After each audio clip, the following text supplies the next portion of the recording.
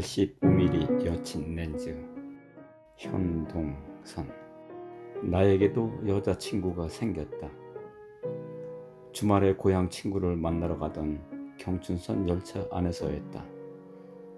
고등학교 때 책 속에서 만났던 베아트리체처럼 파란 하늘을 가득 담은 맑은 눈동자를 보면 고향 호숫가에 있는 듯 착각을 느끼게 했고, 미소 지을 때 입술 사이로 살짝 보이는 하얀 치아는 보석처럼 반짝거렸다. 그녀를 만나면 가을 하늘 높이 날아오르는 한 마리의 솔개가 되어 구름 위를 날아다니는 것처럼 마냥 행복했다.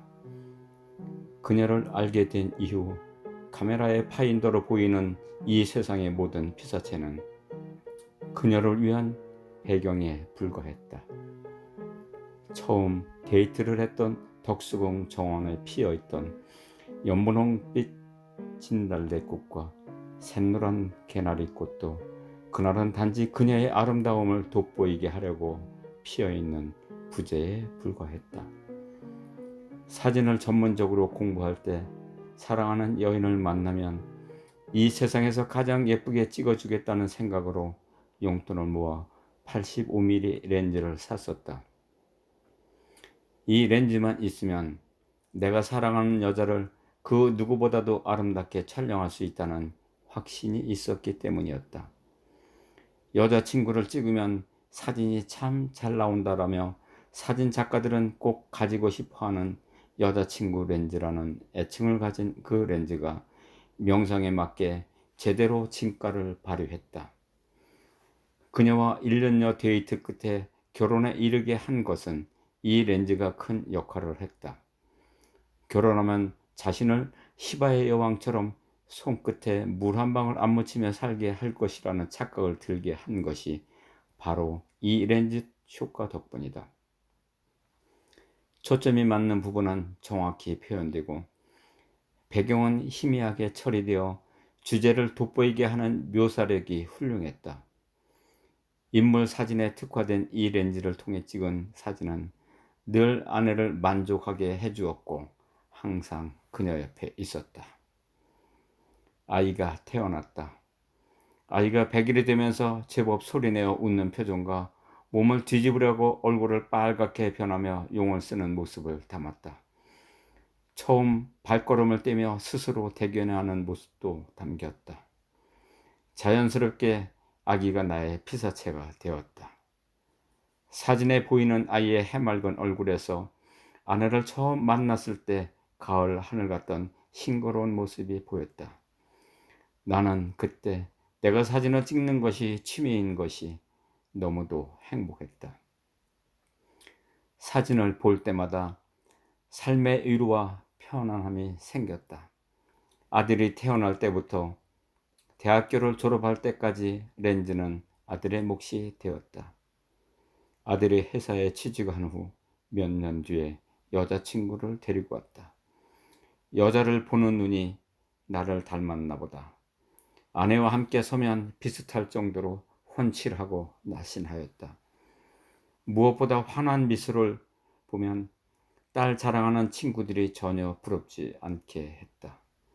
아들과 함께 시골에 올 때마다 머뭇거리는 그녀를 카메라 앞에 세웠다.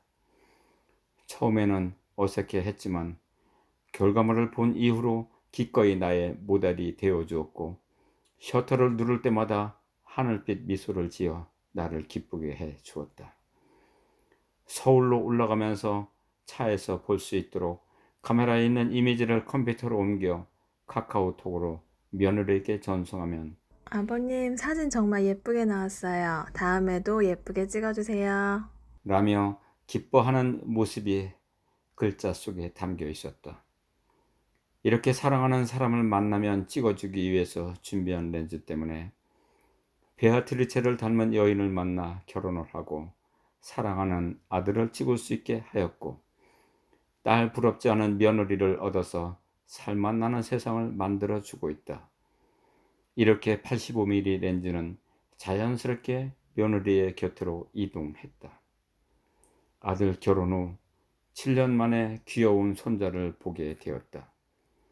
며느리는 직장 생활을 하며 출산을 미루더니 나이 들면 아이 낳기 힘들어 라는 아내의 최근에 드디어 새 생명의 울음소리를 듣게 되었다.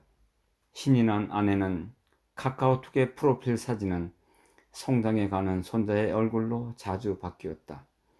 집에 올 때마다 아기의 모습을 찍었는데 이 사진도 역시 아내를 찍어주던 렌즈를 이용하여 촬영한 것이다. 군에서 첫 휴가를 나온 조카가 검게 그은 얼굴로 귀엽다며 끌어안자 낯설어서 울어대는 모습도 있고, 천사 같은 아기의 맑은 눈동자에 가족들의 얼굴이 선명하게 담겨 있는 사진도 있다. 그 중에서 아내가 가장 좋아하는 것은 아기가 눈을 크게 뜨고 환하게 웃는 해맑은 사진이다. 어느새 여친 렌즈는 손자의 동선을 따라서 이동하고 있었다. 내가 찍은 많은 사진 중에서 가족 사진만큼 편히 보고 부담 없이 즐길 수 있는 사진은 없다.